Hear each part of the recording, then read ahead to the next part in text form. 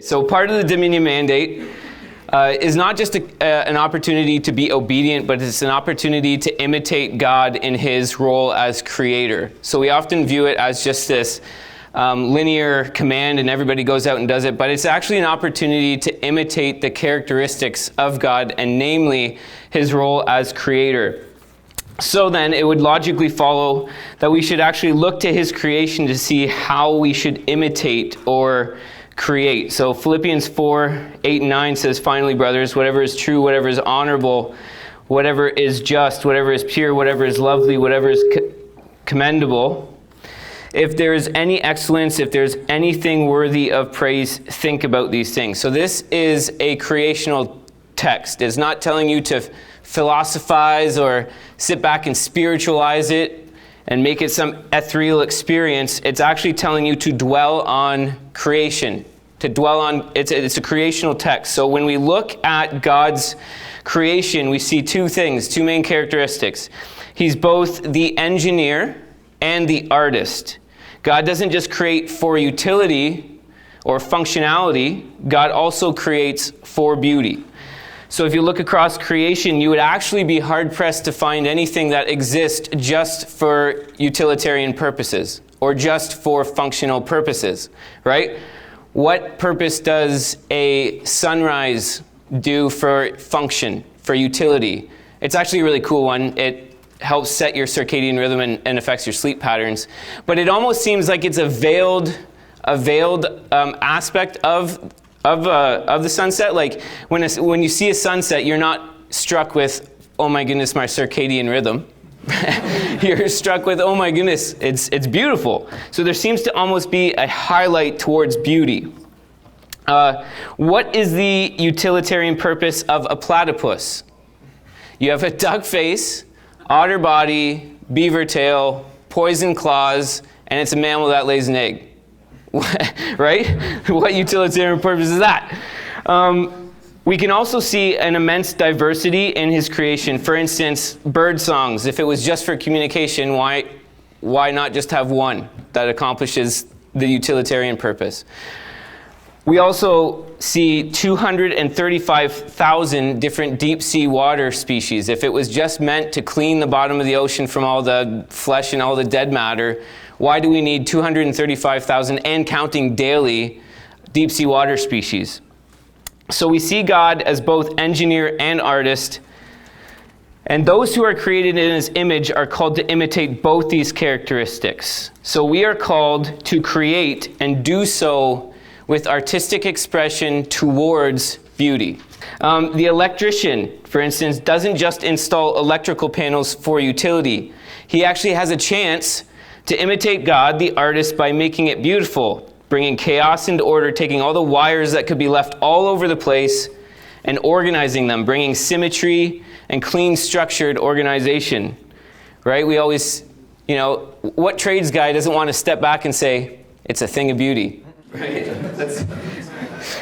Think about builders of old ornate buildings with the cathedral ceilings for sound purposes, right? For the choirs, but why paint them? Why spend massive amounts of time and money? It's both utility and beauty. Think about your grandparents' generation and how they refused to go out of the house without having their hair done and without looking presentable. My wife, her grandma would just refuse to go out of the house without having her hair done. Why? Because they understood, at least more than we do today, that clothes and other things that go into creating beauty are not just for utility, but for beauty. And actually we see this reinforced in Exodus 28. When God commissions Aaron's priestly garments, why does he do it? It's for glory and beauty. So all the fine linens made, all the colors, it wasn't just to cover Aaron. It literally says, I'm doing this for glory and for beauty. So it's kind of a blasphemy when we don't pursue beauty, we are failing to imitate an attribute of God. So to say this very clearly, there is not just professional artists. Every single one of you has a duty to imitate God's artistry in whatever business you're a part of, we should be seeking not just utility, we should also be seeking to make things beautiful. But how do Christians see art today, right? When we take this idea of things existing just for beauty and we juxtapose that against how Christians see art today, we see this idea has been largely retreated from, that art can exist just for beauty. And as a result, we've started to breed sort of a false dualism in the arts and a desire for art to solely exist for utility. We ask, what's the purpose of this, right? So how does this false dualism manifest itself? Christians view art as utilitarian when our only goal in it is evangelism. I had to deal with this argument so much with the documentary. So some of you might know me just as a filmmaker for Antichrist and His Ruin. I had so many people saying this should be free because it's a tool for evangelism. And they reduce my skill, the skill that I've been slaving away to develop and to create beautiful art over a long time. They want to reduce that down to the simple purpose of evangelism, right? So we start to view art as only its utilitarian purpose when our goal is evangelism only. How did Aaron's priestly garments preach the gospel? How does a sunset audibly read God's word to non-believers? One of the most damaging things that actually happens when we view art as utility only is the destruction of beautiful storytelling. Have you ever tried to give a leftist raw fact or stats about COVID? Do they care? No. But when you foster beautiful storytelling, caring for every element that goes into your piece, it becomes dangerous. Right? We're running Facebook ads right now. Some of the best comments come from leftists who are triggered, and they say, this is dangerous. Yeah, it is. And then they start to name the elements of why it's dangerous. The music it causes an emotional stir. Yeah. The camera work looks professional. Whew. So it wasn't just the content. If it was just raw content, it wouldn't be dangerous. But it's the fact that at least I was trying to foster beautiful art that actually makes it dangerous. And it's beautiful storytelling that makes it dangerous. So think about architecture. Beautiful buildings that are hundreds of years old that now have holes punched through the walls to get wires to the building so that they can have Wi-Fi, right? Without any regard to aesthetics of the architecture, without any regard to the beauty of the building. And something that happens when Christians retreat from creating things that are beautiful for the sake of beauty, something that happens, it creates a vacuum. So we've talked about this in other areas. It's no different in the arts. So if Christians are not going to fight for beauty, the leftists are going to come in, redefine it, and then they're going to obsess over utility, just like the Christians have been doing, because the culture is downstream from the church. And this is actually what we see amongst the rainbow jihad.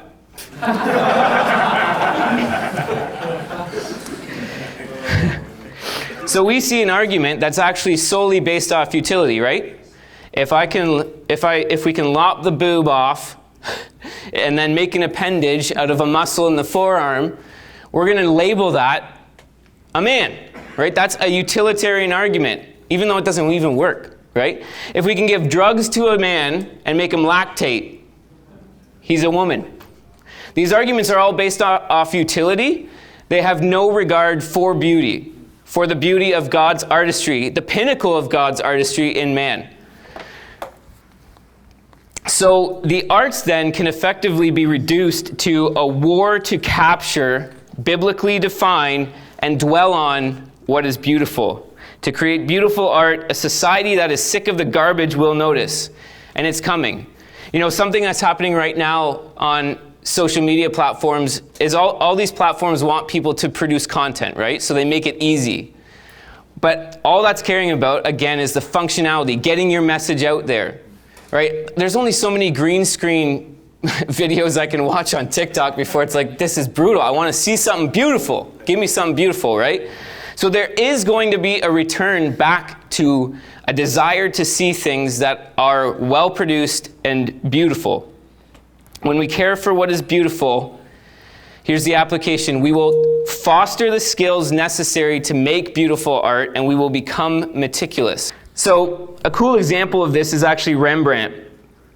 And he's a great example of this. He could have just outlined his paintings, right? He could have just added a splash of color in. I'm sure that he would have gotten his point across. But he doesn't just leave it there. He begins to fill out the highlights and shadows, and he begins to put his mark on his creation with classic Rembrandt lighting. And the interesting thing is you can go online, and as a filmmaker, I'll go online, and if you search Rembrandt lighting, you have a bunch of pagans teaching you how to light a scene like Rembrandt. They probably can't name a single painting, and they probably don't know who he was, but yet it was this detail that could have been left out that Rembrandt began to get meticulous about, the lighting in the scene, which then carries over, causes a pagan culture to notice, and spans multiple generations, right? It wasn't, necessarily the substance of his art. It was the added touches, the detail, the beautiful lighting is what carries on today. So that's pretty cool. So I have 3 minutes left. I'm at 12 minutes. I'm going to see if I can throw some images up on here and just tell you what was going through my mind as I set the scene for Antichrist is Ruined, just because I think that's going to be a practical thing. And then we can wrap it up here. Sorry if this doesn't work, by the way. I'm just taking a massive risk right now. Let's see. Is it? Oh, look at that. 7653. I can do that.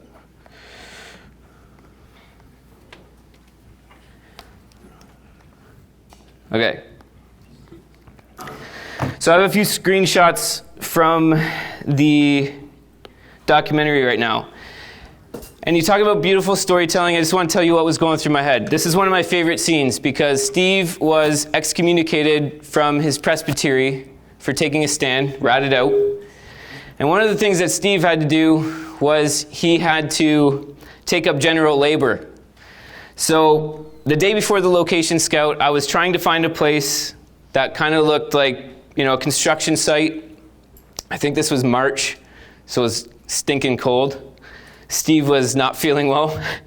And to this day, I feel bad that I dragged him out in 4-degree weather. We filmed it in this warehouse that had no heat. But anyways, you can see here, the scene actually tells a story, right? The scene it's that parallel storytelling element that's going into it. So I tried to do this with each scene. Now, obviously, sometimes you have to take the practical route. And when I was traveling across Western Canada, you got sometimes you just have to make a space work. But I slave away to get a scene that helps tell the story. And if you notice here, what do we got? The Rembrandt lighting below his cheek, which is the triangle. When your nose shadow actually connects to the cheek shadow, that's Rembrandt lighting. But you also see a bunch of leading lines that are pointing to the subject. So we got some leading lines over here, and then leading lines here in the second shot, all pointing towards the subject. And I love this scene because it tells a story along with it. So that's one thing. Here's another scene from Jacob. Now, Jacob got kicked out of his building and had to meet in this place. So this location also tells a story. But you can also see the Rembrandt lighting there. And then you can't see it on the, you can see it a bit up here, but you have some leading lines with the back, again, all pointing towards the subject.